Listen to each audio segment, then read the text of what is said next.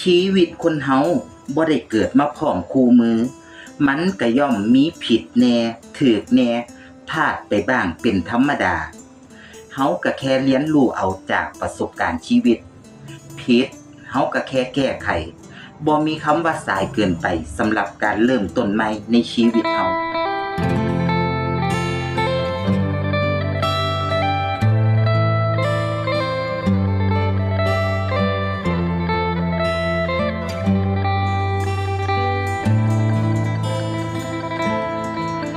คำว่าทุกข์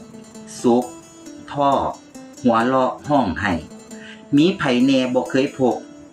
มีไผแน่เกิดมาครบเพียบพร้อมสมบูรณ์แบบไปทุกอย่างเส้นทางย่างของคนเฮาน่ะมันก็บ่แตกต่างกันจากคนดอกเพราะโลกใบนี้สอนให้เฮาฮู้ว่าบ่มีคำว่าสมบูรณ์แบบแล้วก็บ่มีคำว่าตลอดไป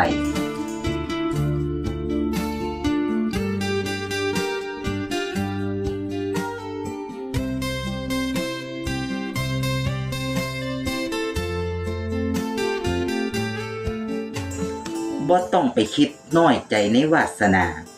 ที่เฮาเกิดมามีต้นทุนชีวิตต่ำกว่าคนอื่นเขา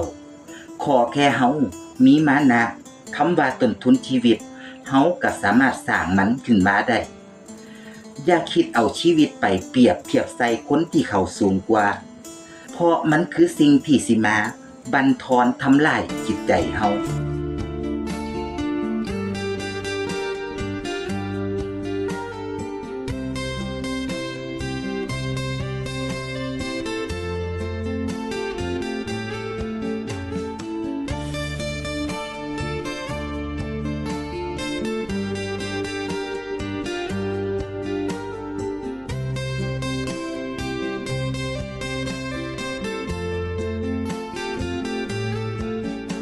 เห็นคนอื่นเขายิ้มได้มีความสุขแต่ข้างในเขาอาจสิทุกข์กว่าเฮาก็เป็นได้